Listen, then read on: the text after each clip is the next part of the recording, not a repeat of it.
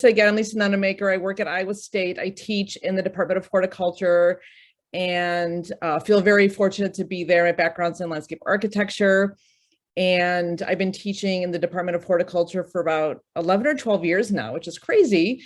Yeah, so it's great to teach students. I've learned a lot myself. Teaching is the best way to learn, that is for sure. So it's really cool. Let's get started. I'm going to watch the clock. I promised I'd be done in an hour. And we have some things to cover, and I'm excited to kind of get to this phase now. So the first two talks the first one was about planting design tips, or kind of the basics of planting design. And we talked about, form, texture, and color, and massing and grouping plants, and the rule of three, and all those types of things. And then last week, we talked more about the advanced planting methods, like the planting models, like matrix plantings and drift plantings and mixed borders, and hopefully you know all about that too. And I threw some bonus stuff in at the end, which made me go over, but I'm hoping those that were able to stick around and learn a little bit about, more that design plant communities also, and how you can use those with the planting models. Tonight, I want to show you a little bit of how to draw plants. So for those of you that are designing with plants, you can actually feel comfortable with your drawing skills and draw a little bit also. So for tonight, I not only have my slide deck, or my presentation that I'm sharing now. That's also in the handout, not the handout, the link. This is the actual link that Alicia sent all of you. And this first one is my presentation, basically. We call it a slide deck, or the PowerPoint. You can click on that here to see what I talked about tonight. So don't feel like you have to be crazily rushing through everything and making notes, because it's there. The second thing are worksheets, and the worksheets are really just exercises for you to go through so you can practice some of the things that I'm talking about tonight. So line weights, we're going to talk about plant symbols, plant grouping, and then we have some drawing and elevation examples. So definitely print those out and try them later. You can even put tracing paper over them and try different things, different ways you can explore. Like maybe the first time you didn't like it, and you can try it again with different tracing papers. So I would definitely encourage you to do that. And then the other things that are on here really quick, and I'll mention some of these things as we're talking tonight, are I have some blog posts on line weights. I have blog posts on drawing plant symbols, drawing trees, elevation of plan. We'll talk about that in a little bit. My favorite are these garden doodle sheets. I don't know if anybody here has done my garden doodle sheets before, but it's basically printing out some very generic designs, and then it gives you the opportunity to draw and add the details, which is cool. So you don't have to get caught up in the whole idea of designing something. You just practice the graphics of it. And Karen asked me a great question. How long will this be available after class? I'll probably leave this up for a couple of weeks, so I won't be in any rush to take it down. So Karen, if that helps you to be able to grab these when you can, hopefully that'll help a little bit. And then the pencil case is my newsletter. I love my newsletter. I finally have gotten around to doing a design and graphics newsletter. I send it out every 2 weeks, and I try really hard to make it valuable. So for those that want to keep learning design, the pencil case is a great resource for that. And then I also, at the end, will talk about Garden Graphics Toolkit. That's my 8-week course. I'm bringing this up because I only offer it once a year. It happens to be open for enrollment right now. And I like to tell people about it because I get a lot of questions about graphics, and do I teach graphics? And this is the one time you can jump in. So I just want to make sure that you know that it's open now, only for 2 more days. So for those that are interested in doing more graphics or drawing their garden, like learning those skills, this is the time to jump in with that. So that's the links. I want to make sure you know what they are. And let's go back to my PowerPoint for tonight. And Peggy asked me if Garden Graphics Toolkit is online. It is online, and it's asynchronous, and it has live sections too. So Peggy, if you go to that link, you can look for more information. It has all the details about that class. And then if you have any questions later, definitely email me. But yeah, it's online to hopefully help make it easier for people. You're welcome. So I like to ask this question. Why are maybe we don't know the difference between graphics and design. Maybe I should ask that. Let me define that first, because I got that question the other day in another class, and the difference between graphics and design. So we've been talking about planting design the last 2 sessions. Design is about you're working with a client or yourself and you're solving a problem in terms of landscape design. You're solving a problem and then you are deciding how things should be arranged physically. Like you have something in your head, like I want to maybe design this pergola structure over my patio. And this is kind of what I'm thinking is going to be this kind of wood, maybe these kind of details. But now I have to tell somebody else about that. So instead of verbally telling them, you need to draw. Oftentimes you need to draw what you're thinking in your head. So the graphics is the drawing part. It's you're communicating your ideas to somebody else about what you're thinking in your head of how you want to arrange the design. So you do not need to know how to draw to design. So I want to make sure I'm clear about that. But teaching at Iowa State, I have learned when my students learn graphics first or how to draw first, they feel way more comfortable when they start designing because they don't get fumbled up and worried about how they're going to communicate visually, you know, their design ideas. So the graphics is the drawing part. The design is how we arrange the items in the physical landscape and figuring out the details of how we're going to solve. And I say a problem, it doesn't necessarily mean a negative problem. As designers, we're solving problems, whatever that might be. The problem might be, I just want a space to entertain and I don't have one now and I don't know how to do that. So we're designing that space to be able for somebody else so they can have that. So that is what that is. So let's keep going. But if anybody has questions about what graphics are, drawing, hopefully this will make more sense as we go through today. And I'm looking at some of the questions, and maybe Alicia will write some of these things down, and we'll come back to them later with some of these questions. But tonight, these are the things I want to cover in terms of the graphics portion of this. We're going to talk about the tools that we need for graphics. We're going to talk about line weight, plant symbols, ground textures and shadows, and plants and elevation. So we're going to talk about plant symbols, which are in plan view. And I talked about this a little bit. Plan view is from the sky looking down. Elevation is when you're standing in front and looking at something straight on. So I'll talk a little bit about both of those. The other thing I was going to mention was I don't know how many of you are doing this as a hobby or how many of you do this as a profession or as your job. I'm just curious if you wouldn't mind putting in the chat, how many of you do this as a hobby? How many of you do this as your profession? I shouldn't assume, but I know master gardeners, you might not be doing it necessarily as a profession. Okay, so most of you are hobby. So that's good to know that. Awesome.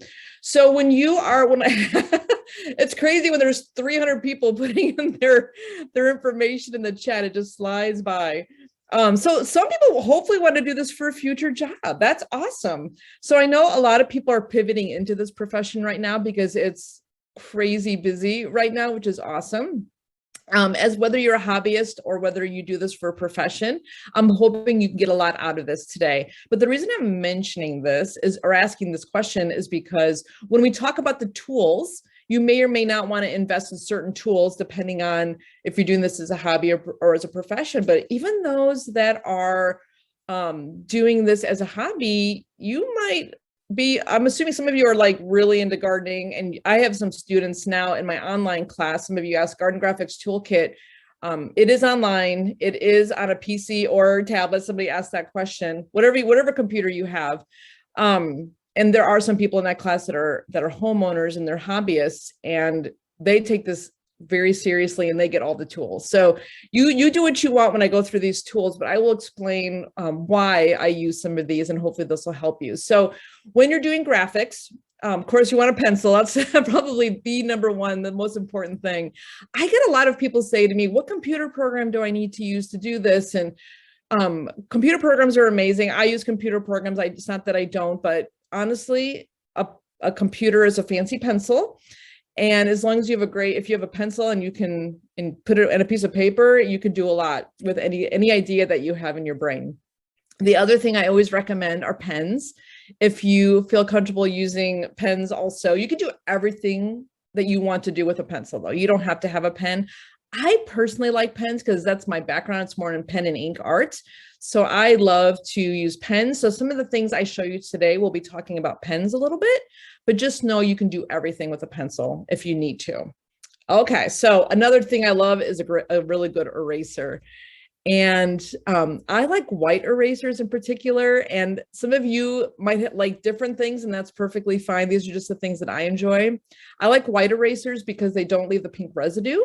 The other thing I like is a good eraser that does not smudge or rip the paper.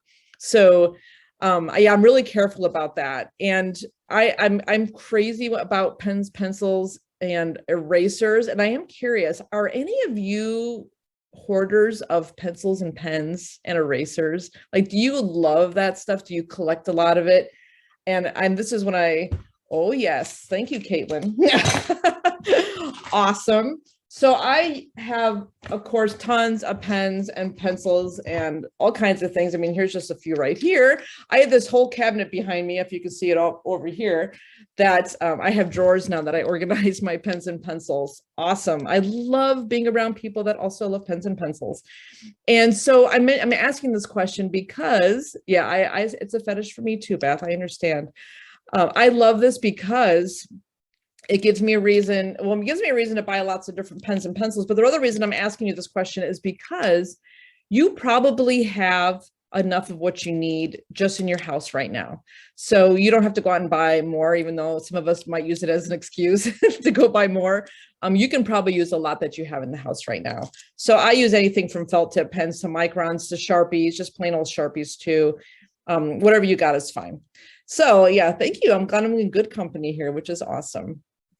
Another thing that I love to use, and this is a great example of, you don't have to run out and get a circle template, but if you are someone that likes to design a lot, even in your backyard, a circle template's awesome. I use circle templates for drawing my plant symbols. So in plan view, when you're looking from the sky down, plants are circles basically. So a circle template makes it really easy and really fast to be able to draw your plant symbols. And one of the things I'm hoping I'll talk about tonight, maybe I'll just mention it now just in case. One of the tricks to really great graphics, to be honest with you, is having a straight edge. Actually, is that the next one? Yes. Having a straight edge, like a ruler or a triangle. I have lots of triangles also. And or a circle template, because if you can make your pencil lines perfectly straight and your circles perfectly circles with the first round, like this is what I do. I always draw in pencil first, and I use a straight edge, and I use a circle template, and then I go over it in ink the second time, but the second time I do it freehand. So this is what's really important, is the circle template and the straight edge gives you consistency, and that's what makes your drawings look refined. And then when you hand draw over it without the straight edge or the template, that's what makes your style unique. And this is where I want to give you I'll make it short, but about the idea of what perfect is. The imperfection is our style. So when you're trying to make something perfect, then you're trying to eliminate a style. I don't know, that sounds kind of weird, but it's really important that we celebrate our imperfections. Your line may not be perfectly straight. You may not match two lines perfectly, whatever it might be, because it's the imperfections that make our drawings engaging. So it's really important. And in general, the idea is to get your confidence built up. That's really important. So once you start to accept your imperfections, your drawings get even better. It's awesome. I know I see several people asking questions, and you're answering each other's questions. Thank you for doing that. So circle templates, you can buy them online. I'm at Iowa State, so I can just go to the bookstore. It's really easy. Hobby Lobby has them. I think I don't know if everybody here is from the US, but Hobby Lobby, any kind of art supply store will have them, or like I said, online. So thank you everybody for answering each other's questions in the chat. That makes my life a lot easier. And honestly, you have all more resources than I do, so that's great. So the other thing that you could invest in if you want is an architect or an engineer scale. And it's a ruler that helps you draw things to scale tiny. So obviously we can't draw a garden to the actual scale that it is outside because it would be very large. So a scale helps us make things smaller. Now, this is another thing that you could do. You can use grid paper. So grid paper and an architect scale serve the same purpose. You are using them to draw something smaller. Now, I actually do use grid paper quite a bit. And how you use grid paper is, let's just say something's a foot outside. you would just decide on your grid paper that maybe one square is a foot, or maybe one square is 6 inches. It doesn't matter. It just depends on how big the space is that you're trying to draw and how many inches each square needs to be so you could squeeze it on that sheet of paper. So if you are someone that maybe doesn't want to invest in a scale ruler, even though it's less than $10, it's probably only like $5. They're not very expensive. You can use a scale ruler and grid paper, or you can just use grid paper. Oftentimes, I'll be honest, I'll just use grid paper because it's just easier. If I'm doing a small space and I know it's 10 by 5 feet, I'll just use my grid paper and then just count out the grid, however many squares I want to replicate the size that I want. So hopefully that helps you in terms of that. So depending on what your investment level might want to be, you can choose that. The other thing I recommend is tracing paper. So you can use bond paper too, and you can just draw on bond paper would be computer paper. You can just draw on regular old computer paper too if you want. I like tracing paper because you can go through many ideas. And if you maybe you draw something, you're like, oh, it's not big enough, you can draw it again and just throw another piece of tracing paper on top. So tracing paper is awesome because you can just keep exploring ideas and refining things. And I like rolls of tracing paper in particular. You don't have to use a roll. I think a roll of tracing paper is actually more freeing. And here's my roll right here. This is one of them. I got many. I feel it's more freeing and you can go through more ideas. So as a designer, one thing I would always encourage you to do is go through many, many ideas. And that means tracing and having a lot of conceptual ideas on tracing paper if you want. But I would, yeah, that's important, just to try to go through as many ideas as you can. Awesome, Becky. She goes through tracing paper. Awesome. And Molly uses graph paper. Oh, compass. Someone asked about a compass. You can use a compass to make circles also. Some people even use coins, like different size coins for different plants. So it's up to you. A compass is nice, but it's hard to do really small circles with a compass, but compasses are great for large trees, for larger circles. Sometimes I will combine templates with a compass if I need to do really large plant materials. Sarah, thank you for mentioning that. Some people do use parchment paper for tracing paper. That's come up a lot in the last couple of weeks with a lot of talks that I'm doing. And so parchment paper is awesome too. Whatever works best for you, as long as you can see through it and you can explore ideas, that's awesome. Thank you, Sarah, for mentioning that. That's really great. So those are some of the tools. I mean, there's a lot more. You can do drafting tables and all that kind of stuff too, but just in the simplest sense, these are some of the basic tools that you could use to draw your garden, which is really awesome. So let's go to the first item that I want to mention, and we're going to talk about line weight. And I will tell you right now, if you learn one thing from today, line weight would be the one that would make the most impact on your drawings. So I always like to ask this, especially since a lot of you do not design for a living per se, and some of you do, but have anybody heard of this term? Like, do you know what line weights are? You can say yes or no. And oh, it's awesome. We have some no's. I always like getting some no's. So then I can teach somebody. So some people are saying yes and negative. So awesome. So we have a lot of mix actually of no's and yeses. Perfect. So line weights, we have all kinds of, this is awesome. Susan, I'm hoping you'll know exactly what it is when we're done here. We have no idea. Awesome. So line weight is important. Basically, let me just say what line weight is. Line weight is when you draw, it's different thicknesses that you're creating with your pencil or your pen. So some can be a really thin line and some can be really thick. And if you just have one line when you're drawing something, so here's a landscape plan, we're looking at it from the sky, looking down, and I don't know if you can see it, but it's a patio, and it has 2 chairs and a table, and it has some plants around it. This is one line weight. Everything is the same thickness of line, okay? So it's okay, but if you add a variety of line weights, it actually makes your drawing look like there's depth to it, and it makes it more clear. So let's look at it with line weights, and you can see them side by side here. So the one on the left is one line weight. The one on the right has multiple line weights. And hopefully now you can see it even better. And I've added some extra detail in here. You can see the 2 chairs again. You can see that the taller plants have a thicker line. and the things that are smaller have thinner lines. So that's one of the rules of thumb that we'll talk about here in a second, that when you do line weights, the things closer to you in plan view and in elevation, but plan view we're talking about right now, is the things that are closer to you have a thicker line, and the things that are farther from you have a thinner line. So paving, for instance, like if you're doing brick or limestone details, that would always be a really, really thin line. And then things like trees, like, so these trees right here, these larger shrubs, could be a thick line, like a Sharpie marker. So when you're drawing, you just want to have some difference in line weights that feel like there's some depth. Now we'll talk about shadows here in a little bit, but when you add shadows to a drawing, that even adds more depth. But we'll talk about shadows a little bit later. We'll stick with line weights right now. So adding shadows are a bonus. And like I mentioned, we'll talk about that here in a second. So here's another drawing on the left. And this one is a one line again.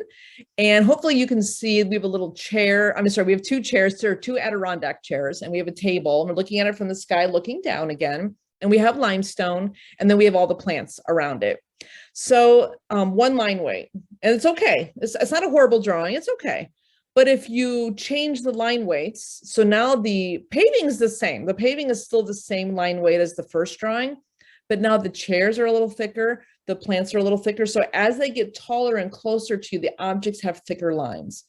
And I added shadows too. Shadows really help a lot also.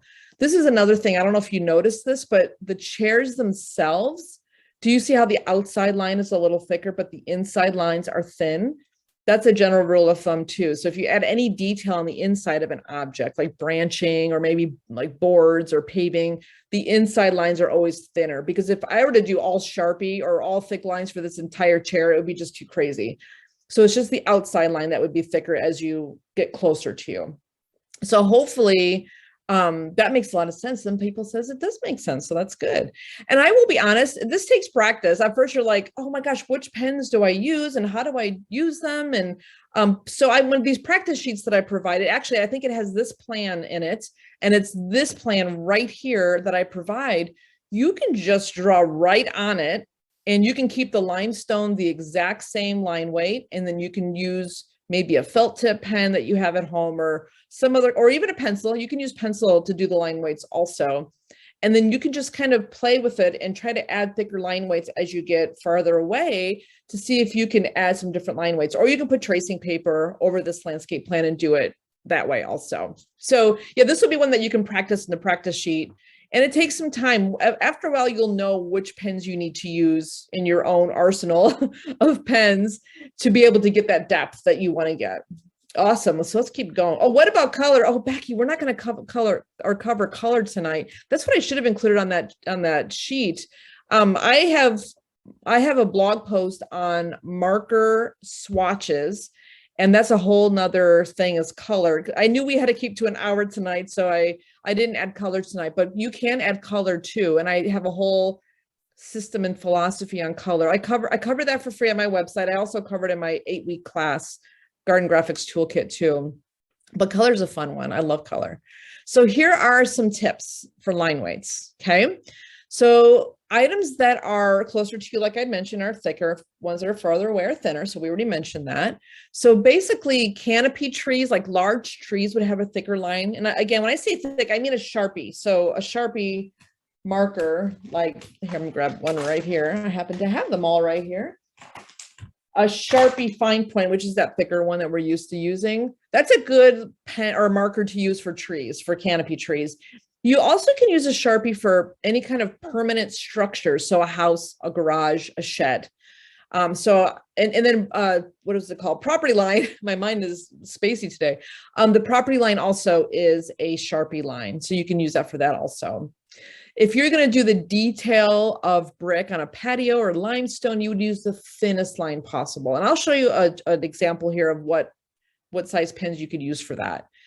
And again, I want to make sure I'm clear that line weights are just relative to each other. You don't necessarily have to use a specific size on a certain thing and on another thing. You just want to have differences between them. Even though I will say I typically use Sharpies for my thicker line, and I usually use a 0.005 or 0.003 micron for the thinnest. And I do give you a graphic in the practice sheets that show all the pens that I use and the sizes they are. So when you look at that graphic in the worksheets, you will see what I use. So hopefully that'll help you a little bit. And of course, you want a variety to be able to achieve this, which we've already talked about. So here's this landscape plan again that I showed you earlier with the 2 chairs and the table and the markers and the pens that I use to achieve those thicknesses. I had mentioned a Sharpie, and it's the fine point Sharpie. It's not the ultra fine. I'm not a big ultra fine fan. For some reason, they're more transparent. I like the heavy thickness, darkness of a Sharpie fine point. But I also use a felt tip pen, and I don't know how many of you just have a plain old felt tip pen at home. I have a lot of them. I use them all the time when I sketch. So just a plain old felt tip. This is a Pentel or Papermate, but I think Pentel's got the felt tips also. You can use that for a lot of things. I also use a micron, like I mentioned, 0.005 or 0.003 for the really, really fine tips or the fine lines also. So here's a micron so you can see what a micron looks like. But there's lots of great brands. Does anybody here use, oh good. So Caitlin mentioned she's got Papermates, awesome. What pens, does anybody use mechanical pens here, and what brand do you use? Just curious so we can share with everybody else. Microns, Rapidograph is one of them. Unival, I have not heard of that. I have not used that. Oh, Uniball, thank you. That's a typo. So Uniball, thanks, Sarah. And then the other thing that I use is a Unipen. That's a nice one too. My students have shown me that one, which I really love. So there's lots of great mechanical pens that you can do. Again, you don't need to use mechanical pens. You can use pencil for all of this, just so you know. But it is fun. If you're someone that likes pens and things, it is fun to use mechanical pens also. Awesome. So look at everybody, you can read everybody else's comments to see what everybody else is using also, which is awesome. Oh, Len, you use a one from 1973. That is really great. I love older pens. I have a pen set from when I was in college. I don't use them anymore because you have to fill them with ink and they dry up, unfortunately. So I am thankful now for these types of pens that don't dry up as easily, which is awesome. Great. So here's some more examples of line weights so you can see what they look like. And you can see that again, the taller plants have a thicker line, and then you've got a thinner line as you get a little bit farther down. And then the paving details in the sidewalk are the thinnest line. So these joints in the walkway had the thinnest line in the concrete walk. And I'll be talking a little bit about this other stuff in here, like the hatching and the shadows and things in a little bit. Okay, so here's a whole landscape plan. I had to throw one of these, and this is from one of my Iowa State students. But I love this because it's a really big plan. So I've been showing you little ones, but this shows you how important line weights are. When you look at a landscape plan like this, where there's a lot going on, line weights are even more important. So hopefully you can see there's a house in the middle. The house has a thick line for the edge. Okay. So, I mean, actually I usually use 2 Sharpie lines for the house. And then I don't know if there's there is a shed. The shed is right here. And that also has a really thick line because you want the permanent structures to have something a little bit thicker. And then the property line has a thick line. And then all the trees, so the larger trees pop out at you, they have a thicker line. And then as you get closer to the ground, things get thinner and thinner and thinner. And this is what is so awesome. When you can have those different line weights, it is so much easier to read a drawing. Again, it gives you depth, but it also gives you clarity. It's so much easier for someone to look at a drawing. So even if we never use color, if you have a drawing like this, this means everything. You don't even need color if you have a really great black and white drawing with good line weights. Because I always tell my students, if you have an amazing black and white drawing, you're good to go. Color is amazing. Don't get me wrong. I love color, and color is like that icing on the cake. It's like special if you can add color to it. But color to me is just adding color to a black and white drawing. So if you can do a drawing like this, and it's just, again, it takes practice, and it's just about, making sure the line weights, you just keep practicing with them until they feel right to you. And it's just really fun.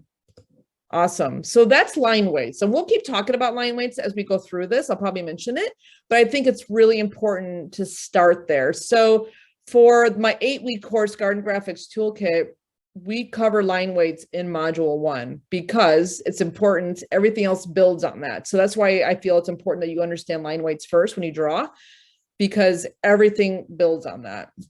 So let's talk about, Molly, We'll talk about the trunk of the tree in a second. So I will come back to that question. So hold on to that thought. We'll talk about it here in a couple slides. So we're going to talk about plant symbols now. So obviously we're all here because we're doing planting design, we're doing landscape design, and we need to draw plants. So in plan view, we draw typically circles for plant symbols. So again, plan view is looking from the sky down, bird's eye view. And I'm going to talk about how you draw individual plants and how you group them so we can see both ways of doing that. So individual plant symbols. First off, just so you know, I keep my plant symbols pretty simple. I do not create a plant symbol for every single plant species. And this is probably a relief to some of you, and to some of you is like, oh, that's no fun. But I can tell you, you can do whatever you want. I just know that when you do a landscape plan like that one I just showed you, there could be 50 different plants in that landscape plan. And there is no time to come up with 50 different plant symbols. And even if you did come up with 50 different plant symbols, I want to go back to that landscape plan. It is really hard to create a key with 50 plant symbols that a client would understand. You might even get confused if it's just for your own yard. It's just simpler. So I don't know if you can see this landscape plan, but there aren't a lot of different plant symbols. A lot of them are very similar. They're either circles or they have a little bit of fun edges on them. Or some of them are maybe just evergreen type plant symbols. And we'll talk about that in a second. But it's really simple and straightforward because you want someone to understand what they're looking at and have it not be too cluttered. So this is how I do plant symbols. I usually pick groups of plants that I do plant symbols for. So for instance, I might do maybe a couple of different evergreen plant symbols, and I might do a couple of deciduous plant symbols. So of course, deciduous is when plants lose their leaves in the winter. So, and then evergreen is when we keep our leaves. So of course, in the Midwest, where I am, and a lot of you are in Iowa also and in the Midwest, when we do designs, we want to make sure we have a nice balance of evergreen and deciduous, because in the winter landscape, we want it to be interesting also. So if I have symbols that are evergreen and some that are deciduous, when I look at the landscape plan, I can know right away the balance visually kind of between them. It doesn't have to be perfect, but at least you know, like, oh my gosh, all the evergreens are over here. Well, I better spread these out a little bit more so you can visually see that. Now, I don't know how many of you are in a warmer climate, but depending on where people live, if someone's in Florida, Arizona, Costa Rica, they might have different groups of plants that they might use symbols for. You know, I'm not sure what they would even be. Maybe they would have symbols for palm trees and they would have symbols for something else. I don't know what those would be. So depending on where people live, they might have different plant symbols for different groups. So in general, I probably have less than 10 plant symbols on a landscape plan. So it's really nice to keep it simple. But with that said, if you're doing a perennial design for somebody and there's only 5 plants in there, it's perfectly okay to do 5 different plant symbols, one for each plant that you're putting in there, or one for each plant species. That's perfectly fine. This information is really for those of you that have tried to do a plant symbol for every single plant and you're overwhelmed by it. And this is your opportunity to simplify and hopefully calm your nerves if that helps you. So that's how I approach plant symbols. The other thing I was going to mention is when you do plant symbols and you're laying plant symbols on top of plant symbols, which you should be if you're doing a tree over other plants, you're going to have plants underneath them. I typically try not to hide plants that are underneath something else. So if we were doing color tonight, which we're not going to have time to do that, I would not color a canopy tree over something else if it's going to hide it. You always want to make sure that you are communicating your ideas in a way that you're not hiding anything. So graphically, you want to be careful about that you're not hiding plants underneath another plants. You want to make sure the graphics are clear. So you might include, you may not put branching on a plant. Like here, this one right here, this symbol right here is a lot of branching on it.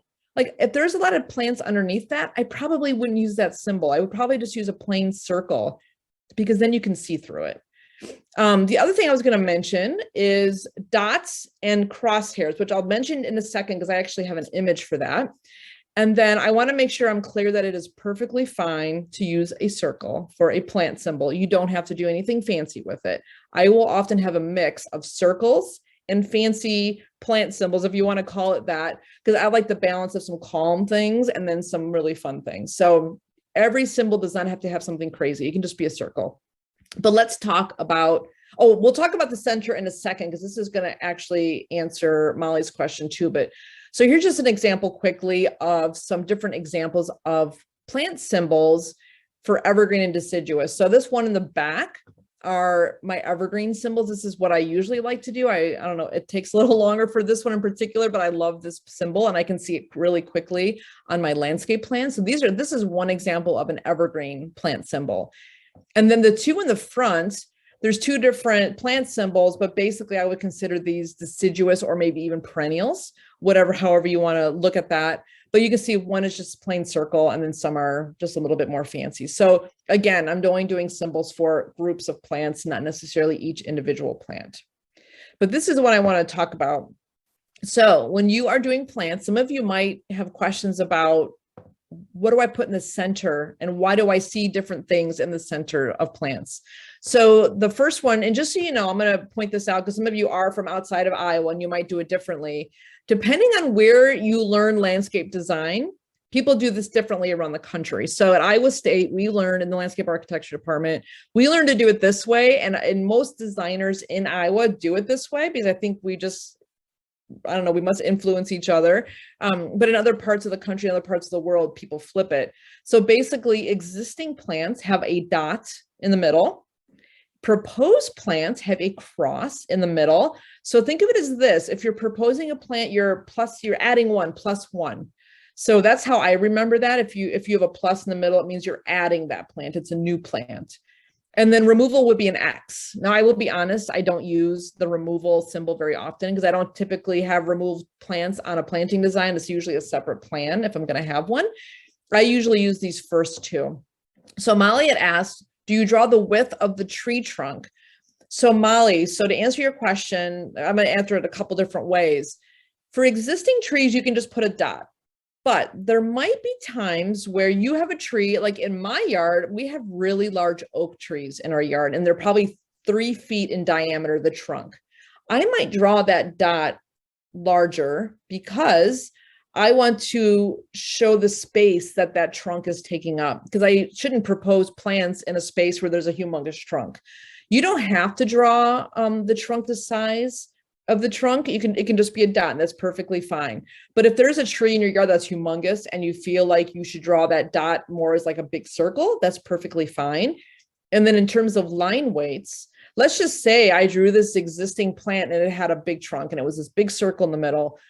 I would draw the trunk at a thinner line weight, because if you go with the rule of thumb, anything on the inside of another object is always thinner. So if my canopy tree is a thick line on the outside, the trunk would be a thinner line because it's on the inside, if that makes sense. So Molly, hopefully that helps a little bit. So that's the 2 answers. Oh, good. I'm glad that helped. Awesome. Let's see. Yes. So Sharon, yes, you would use the X if maybe something's diseased and you feel it needs to be removed. Sometimes I don't, like I said, I don't include them on a planting plan because oftentimes you're putting something else in the place of the removed plant and you don't want the removed plant in the way. So sometimes you can have a separate plan that's just for removal plants, and then the proposed planting design wouldn't even have removal plants on there. So it just depends on what you're doing, if you're putting something back in the same place. So that's kind of an overview of landscape symbols or planting symbols in the middle and what those mean. And some people might do it opposite. There might be people here that do it opposite, but it doesn't matter how you do it as long as you're consistent. So that's the most important thing. So here's some examples of plant symbols that you could use. These are some examples of deciduous trees. And I think I gave you a link to this on the little landing page that I provided for you, so you can see these again. And then here's some examples of evergreen plant symbols. So again, you don't have to use all of these. Some people might just love one particular kind, like I love this first one, and that's the one I usually use, but somebody else might like something different and you can go with that one. So I tend to use my same symbols over and over again, but I'm hoping these will inspire you a little bit. And this is just a little diagram. And again, this is also in the link, that one of the links that I provided for you, how I draw a plant symbol. I always use a circle template and I draw the circle in pencil, and I draw all my plants in pencil first. And then I go back and I freehand the ink part. So even if it's just going to be a plain circle, I will still freehand over my pencil line with ink, because I like the imperfection of a not so perfect circle. So, but you need to draw the pencil one first with the template, because you need to have some consistency. You need to have something to kind of hold your ground. And then when you ink it over it, it'll be more consistent because you have that pencil line underneath. So I would practice. The practice sheet that I gave you in the worksheet has a whole bunch of just plain little circles, and you can just draw right over them with your ink pens and just explore, like just take a felt tip and just explore different plant symbols, even just drawing circles. I don't know if you notice that sometimes when I draw circles, I will even just do ones like this where it's 2 lines or just a single line like this. And I still like the personality of that. It doesn't have to be perfect. Sometimes I'll even like 2 circles that are just slightly overlapped and kind of overlapping each other. It depends. You feel like some of my drawings, you can see how I do that. So those are some actual plant symbols in terms of circles. One thing I did want to show you too, because sometimes I get a lot of questions about this also, is when you are doing perennials or ground covers, there's different ways you can do it. Now, this is actually from Garden Graphics Toolkit. I just took a photo of, we have workbooks every week, and this is just a photograph of that. I just kind of did a screenshot of it. But I have a very scientific word for perennials. I call them blobs. You can do like just areas, like just draw an informal shape and say that there's 10 alliums in there or 50 vinca or whatever you want to put in there. So when you're doing perennials and ground covers, you could just do blobs and then just tell somebody how many plants are in that blob. I also draw individual plants for perennials. You can do either one. You can do a blob or you can draw individual plants like this bottom graphic. I will do this if I want my perennials in a specific row. Like maybe I'm doing grasses and I want them in a perfect grid. If I want them in a perfect grid, I'm going to draw them as circles with the little crosshair in the middle instead of drawing a blob. A blob to me is more naturalistic plantings. And then if you're going to do something more formal, you would actually draw them as regular symbols like these. So yeah, you can do these for shrubs, perennials, and all of these little circle things I just showed you right back here. These can be for perennials. These can be for ground covers, the evergreens, deciduous. They can be for any plant you want. But if you are doing large massings of a plant, it is okay to do a blob. I don't know what else I would call it. I think it's kind of funny that I still call it that, but that's what it is. So hopefully that helps a little bit. And then Mark's asking me about the scale of the plants. So that is a great question. So when I am drawing plants, when I draw when I draw shrubs and perennials and ground covers, I draw the plants at the mature width, because I like when plants touch and overlap each other. I know we've talked about this in the first couple of sessions with planting design. I like when plants touch each other. So when you're drawing shrubs, the smaller plants, shrubs, fast growing plants like shrubs and perennials and ground covers, I draw them at the mature size, the mature width. If you are drawing a tree, you can draw it at 1/2 to 2/3 the size, because if you're drawing an oak tree, let's just say, an oak tree is not going to get, let's just say it's a bur oak, which might get, 30, 50, 60 feet wide eventually. It's not going to happen in our lifetime. So you can draw a mature tree at 1/2 to 2/3 its size, because if you draw it at the full size, it would cover the entire landscape plan. So that is such a great question. So yeah, you can draw larger trees, especially slow growing plants in particular, at a smaller size, but most shrubs and perennials, I just draw them at the mature width. That is an awesome question. The other thing I do want to mention is how you group plant symbols. So Diane, actually, this is perfect, Diane. We're talking about grouping symbols now. So Diane asked a question, how do you draw a hedge? So a hedge is a group of plants, and it's just a row of plants. It doesn't have to be trimmed. So the hedges can be just a row of plants that are not trimmed, or it could be trimmed. And how I do a row of plants or a grouping of plants is I will draw them. Actually, I wonder if I can, I'm going to show you this picture really quick. So when you are drawing plants, and you can see my pencil line, hopefully you can see my pencil line in this groupings. When I group them, I draw them in pencil first, and I make sure they overlap each other a little bit. So for a hedge, you would want to do that. And then on the outside, I ink in the pattern that I want to include. So if it's just a circle, you just do the outside. If it's a fancy pattern like this, you can do also same thing. You're just doing the outside. So you're just doing the outside of the plant. So when you are doing, here's another example of groupings. You do all the circles in pencil. And then when you're done drawing those on the outside of the group, you would ink in the outside of the group. And it's really important that you do it that way. So your landscape plan is simple and clean. You don't want to have all these circles everywhere. It's very busy. And then you want to make sure that when someone looks at your landscape plan, they can see where the groups of the same plants are. So when I make these groups, I'm making the assumption, well, I am, because that's true, that these are the same plants. So you would never group two different plant species. It has to be the same species. So when you're making a hedge, you're basically just drawing a row of circles in a row, or a row of circles right next to each other. And then you're just going to, and you can either make it square if you want it trimmed on the outside, or if you're not going to make it trimmed, you can just outline the edge of the plants like these are, but you would have them in a row instead. So hopefully that helps a little bit. Let's see. Oh, Diana said I posted a picture of her Beaverdale garden. That's awesome. You have to let me know which one that is, as I can't remember which ones I posted. That was a great garden tour. So hopefully that helps a little bit with grouping plants. And we had talked about the importance of massing or grouping plants in design because it unifies your landscape. So this is the way to graphically do that. So you can emphasize that in your actual graphics too. Okay, so that's another picture of grouping plant symbols.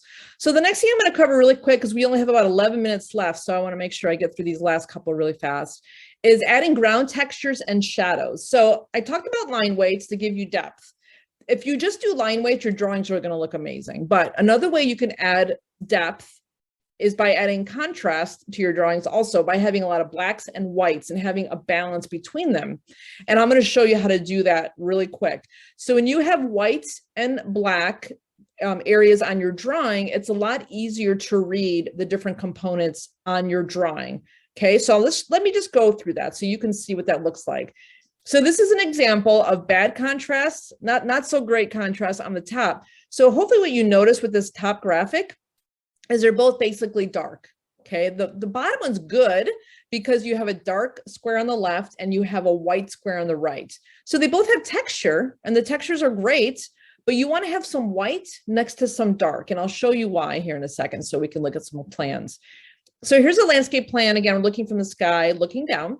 And I like to have open spaces. So landscape design is about creating outdoor rooms. Okay, so we always want to emphasize the room or the space that we're creating. It's oftentimes a lawn, a patio, a deck. That's usually the space. So I like that space to usually be more white or lighter because our eye gets drawn to the light spaces.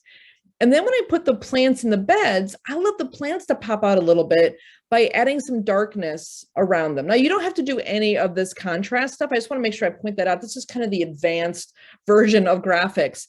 But you can, by adding darkness in the beds themselves around the plants, it could be, you can use a gray marker for this too. You can do hatching of some sort.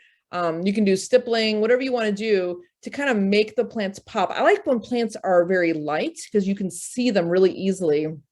And where people usually make mistakes here is they start adding texture to the plants themselves and they add texture in the bed. And now all of a sudden you have two darks next to each other and you can't see what's happening.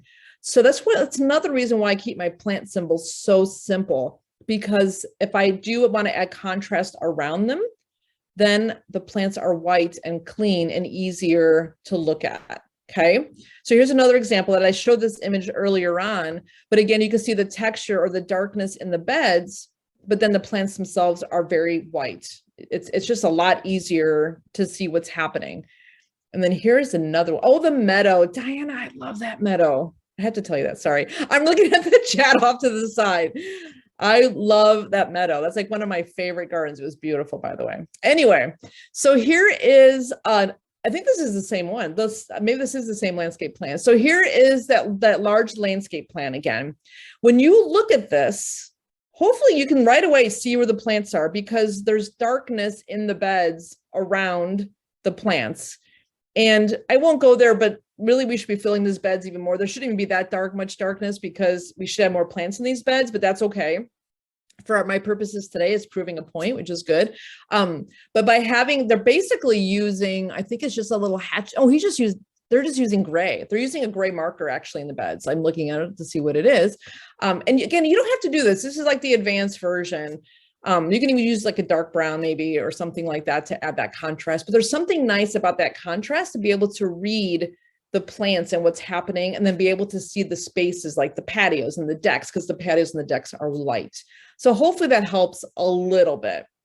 Let's see, Donna's asking, what does the hatching around the rows of bushes and plants represent? What would they represent? So it can represent mulch. It can represent a ground cover. If you actually, I usually use blobs for ground covers. So what I was mentioning is you may not have this much dark because technically you might have more plants in there. And if you have more plants, you may not necessarily see as much. So the hatching could represent whatever you want. In this case, I would say this student is probably using it as mulch, even though I feel this is probably a little too much open space or mulch. It could be ground covers though too. So whatever you want, you have to use hatching however it helps you. And actually, I might have more examples of that. So here's some examples. So Donna, here's some examples of softscape textures. Softscapes are plants or living things. So you might use some of these things. It could be for mulch, it could be ground covers, it could be water, it could be anything like that that's more of a softer type thing, whatever you want to use. Hardscape textures could be limestone, gravel, and sometimes your hardscapes could be, these are the non-living things. Did I say the other one right? Softscapes are living things. Hardscapes are non-living things. So sometimes you might flip it depending on, you have to think ahead and make sure that your textures, at least when they're next to each other, there's white and there's black. So sometimes it does mean that a hardscape might be darker, like a gravel path might be a darker, tighter pattern, and then you might decide that your mulch is a lighter pattern. So again, this is kind of the advanced version, and I'm kind of throwing you out there into this crazy world, but it's this whole nother level that you can play around with textures if you want to and get contrast in your drawings. So hopefully that helps a little bit. So here's a real simple drawing, again, using the hatching, and it could be a ground cover. It could be whatever you think this is. And in this case, I think the student was saying that this was a ground cover, the hatching. You just have to, when you label it, you have to be clear about what that is. And we're not going to talk about labeling right now, but labeling is a really important aspect of graphics also. So shadow tips, because we have 5 minutes. So shadows add contrast to your drawing, and shadows are amazing. I do not use shadows in a realistic sense. In our climate, shadows should probably go to the top right or top left on a drawing, or not our climate, our hemisphere. But I was taught in school they should go to the bottom right or bottom left because it makes it look like your objects are not falling off the page. Then it's kind of silly, but I just add shadows only for depth and contrast. So I'm not doing it in terms of accuracy of where the sun actually is. But with that said, if you were designing something for somebody, like maybe you want to you're drawing a structure and you want to make sure the shade is being cast in the correct way, then you should definitely do it in the correct way. So I will do shadows in the correct orientation if it is if it's showing how shade is being cast on a shade garden, for instance, or on a patio, because it's important to them. Otherwise, I'm just quickly drawing shadows for contrast and depth. So this is a great example of that. All my shadows are the bottom right. I'm being consistent. I'm deciding that the sun's from the top left and all my shadows are on the bottom right. And again, it's just adding depth to this drawing and some contrast. That's all I'm using them for here. And then again, here's another example of that and all the different shadows that I'm adding on the plants and on the furniture. Again, just adding that depth just to give a little bit more realistic feeling to that drawing. And then plants and elevation, we have a couple of minutes here. So really quick, all plants have a form. I don't know if you know that, but they're either circular, oval, weeping, all of that. And when you are drawing plants in elevation, which is basically standing in front and looking on head on, all plants have a form. So when you learn your plants, it's important to learn what shape they typically are also, because when you draw them, you can do all kinds of cool things. This is my favorite thing to do. Take a photo of a house. This is the farmhouse on the Iowa State campus, but you can take a photo of your house, put tracing paper over it, and draw like a composition of plant forms. It is so much fun. So this is an exercise we do in Garden Graphics Toolkit. This is a shed. And then I have my students do different compositions of plants. And once you do the different compositions of plants, then you can pick different species to fit those different plant forms. So drawing an elevation is really fun because it's a great way for you to be able to see what your designs can look like. And then here's one in elevation and plan view. And I cover this in my bigger class too. But one thing I absolutely love is drawing something in elevation and then seeing what it looks like in plan view too. Plan view is how you figure out the quantity of plants and where things should go. But elevation is so much easier to understand what it looks like. So I like to do both.